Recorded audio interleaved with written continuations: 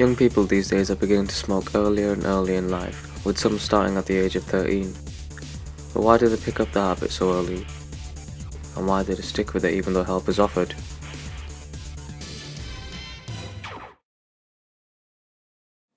I don't know why I smoke. It's I don't know how I started getting into it either. I think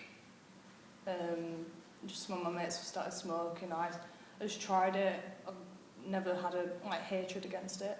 I just started trying it more, started smoking more, then just gradually became addicted to it, I guess. I'm Dr. Alan Griffiths. I'm a GP in Bradford, and I've been working here for about 29 years now.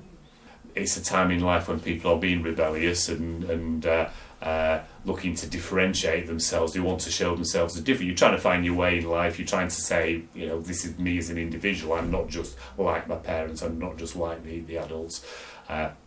And people rebel in all sorts of ways. You know, people get quite disappointed if their parents like the same music as they do because they carry things wrong.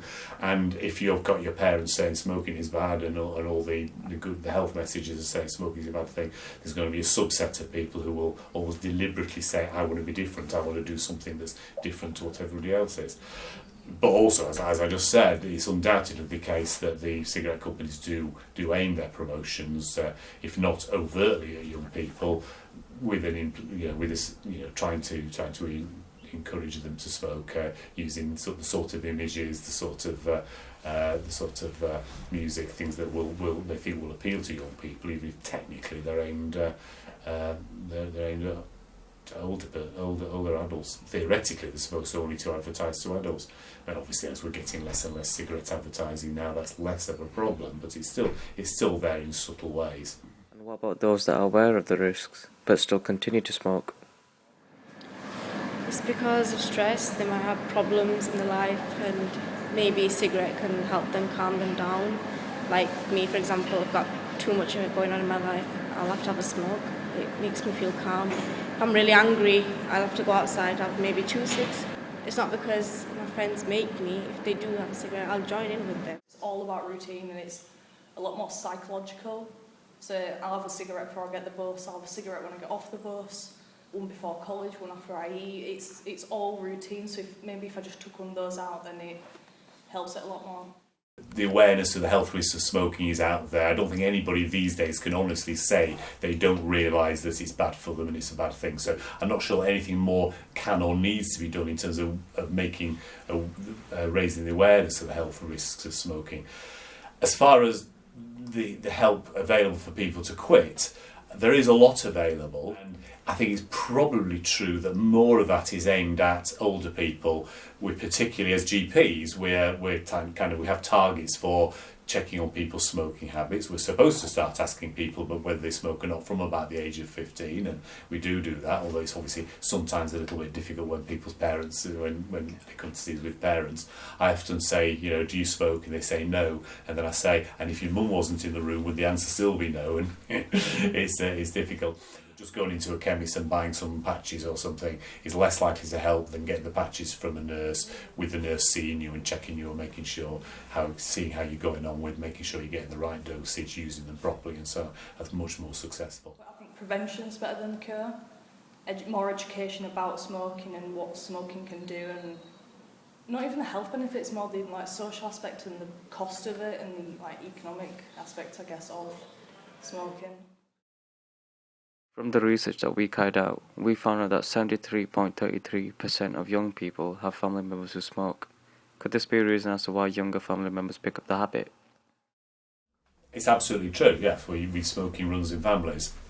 If you know how others used to smoking, even if your adults are saying you shouldn't be smoking, if the adults are smoking themselves, it's, you know, do as I say, not as I do. Despite what I said about rebellion, and so there's still good evidence that people smoke if they're more likely to smoke if their parents smoke, and are less likely to smoke if their parents don't smoke. I'd like to think that smoking will be very much a minority sport in another 10-20 years' time. The numbers are dropping, and I think they'll continue to drop. And what about those that have seen the light and have given up smoking? I've got asthma and I've had asthma since I was a little kid. I spent a lot of money on cigarettes and also I stopped smoking. I quit smoking because I realised it's really bad for your body. Yeah. Well, because I didn't smoke, I wasn't really addicted before when I started. I was smoking casually and like maybe 2 cigarettes per day. But for last 3-4 months, I was smoking every day, like a lot of cigarettes, about 5 cigarettes, 3, 4, 5, 6 maybe. And I noticed this have a really bad impact on my skin and like my hair, and I really look unhealthy, and I feel really unhealthy and make me really tired as well. And each time when I had cigarette before, like in bed, like before going to sleep, or like when I wanted to do some work for college, it made me really tired and I went to sleep straight away. So it had an impact on my productivity as well. So I think it's the reason why I actually start realising like, that's really bad for you, and I decided to stop smoking.